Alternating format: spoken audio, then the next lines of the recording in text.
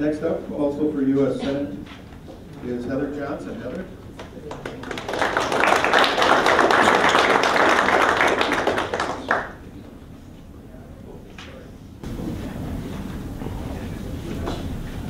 Good morning. I am Heather Johnson, and I am seeking your endorsement for U.S. Senator. My life has been far from perfect, but I work hard to make it better every day.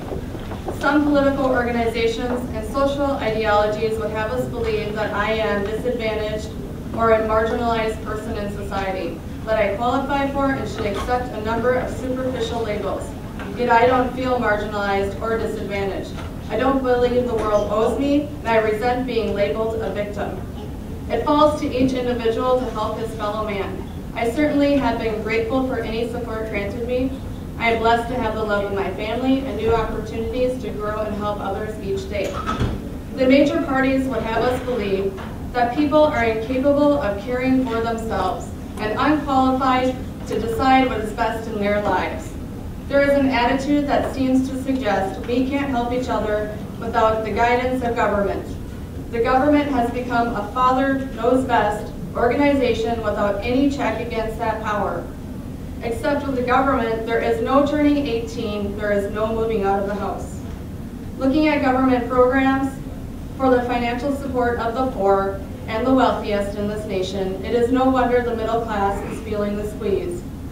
We have welfare, healthcare, education, foreign aid, government bailouts, private prisons, a war on drugs, wars overseas, and numerous violations of personal liberty. Initiatives designed to increase the wealth and power of our elected officials and their interests. This is simple truth, because the war on drug continues, the war on poverty continues. With that kind of leadership, we haven't seen the last of government bailouts or foreign wars. These are failed initiatives because they have not resolved our social ills or our financial troubles. If anyone is unqualified, it is the government, and this will not change unless we refuse to support it. The one-size-fits-all solution the government uses haven't worked. They cost us, will cost our children, and their grandchildren, trillions of dollars plus interest. Unless we reduce the size and scope of government, we will continue to drown in its inefficiency. I am a candidate with the hope and resolve to move the liberty movement forward. Today, the Libertarian Party can effect change that reflects simple foundational values for all of us. Simple values like being created equal with certain unalienable rights to our lives, our liberties, and our properties. We know the intention of limited government power behind the Declaration of Independence, and that outlined in the Constitution. We know what happens when elected officials ignore it, and society lives complacent. The Libertarian Party of Minnesota can be at the fore to blend social and financial freedom with founding ideas such as retaining power in the hands of the people and a limited and unintrusive government. With your endorsement, I advocate citizens caring for themselves and others voluntarily. Let's move out of the House. Thank you.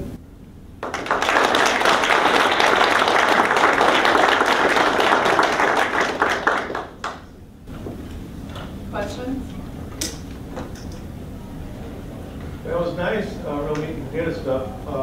Mary did quite a bit on taxation and her ideas for taxation. Do you have ideas on that as well? I actually believe there should be a flat rate for every member in a household as far as, I think I agree more with the flat tax model. I believe that poor people, and I am a poor person, I grew up poor, I think we should also contribute. I don't feel like we're exempt from that.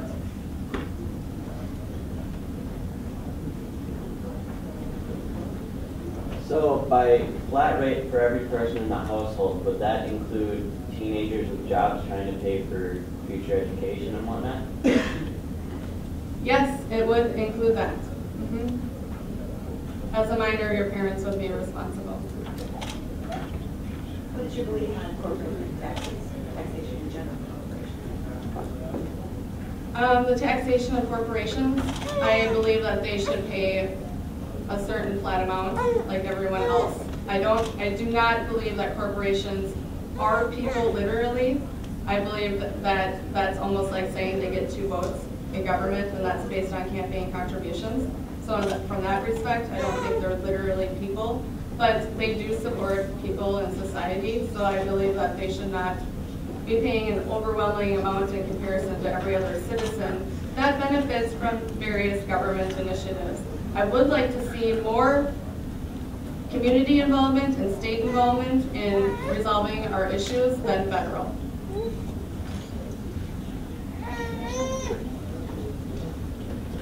Heather, I'd like to know how are you going to appeal to the left as well?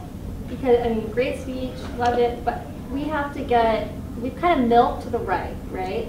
To move forward as a party and to get you or someone married or whoever elected, we got to appeal to that other side of the aisle. That's a great question. From my background, my experience, I am definitely a checkmark case of I should maybe be left, but I'm not, because I have seen firsthand how inefficient and costly the government works. I can tell you exactly how it just seems like it's set up as a scam to make money for them.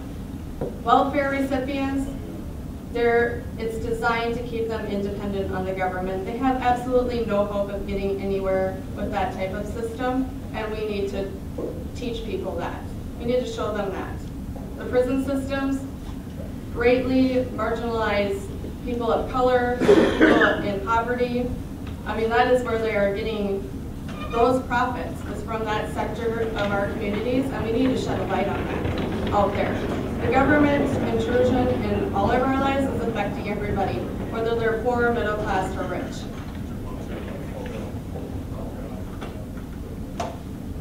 What sort of campaign experience do you have, being either on the road or working on other campaigns in the past?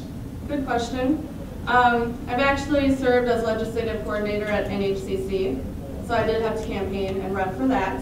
I worked with MSCSA, which is State College Association for Students, and I came from a libertarian perspective there. I did advocate for lowering fees for students that were involuntary, because there are involuntary fees that students have to pay whether they want to or not in association to running schools, and I advocated for ending that. I was not successful there, but I believe that with determination we can be successful.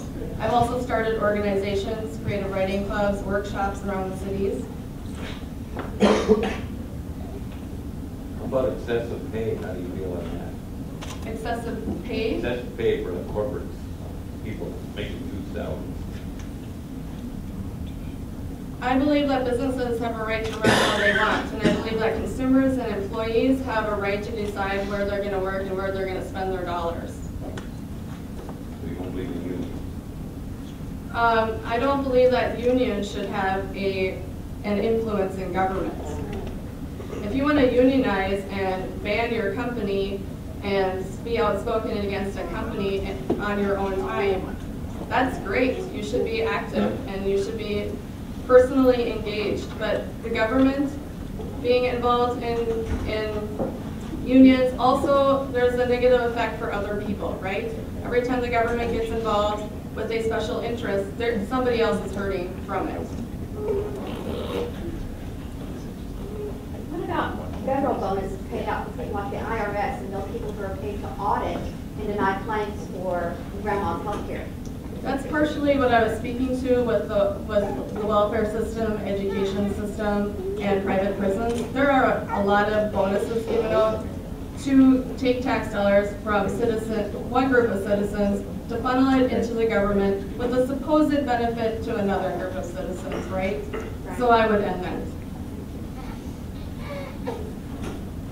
Do you believe like Walmart and large corporations are the key factors in driving the economy? And what about the subsidies that Walmart receives for putting up new buildings and creating new jobs in the community? Again, that's government interference and personal business, and I don't believe that should belong in government. And as far as the size of Walmart, consumers have spoken with their dollars. If they don't like Walmart, don't shop there. One last thing, in regards to his, he touched on unions. Where do you stand on right to work? if I take a job at a place where they have unionized, should I be forced to join that union? No, I don't think you should have to join a union if you don't want to, and if you want to, join the union. Okay, one more. I remember there's a question over here for Mary about education. What's your thought on the federal government involved with education? I am a parent, I have 2 children, and I've seen the results of government's involvement in education. When my child attended an IB charter school, which was more community organized, she was excelling greatly, and in public schools, her education has declined greatly. They spend too much time disciplining students and less time focused on education itself. I've also seen private school models.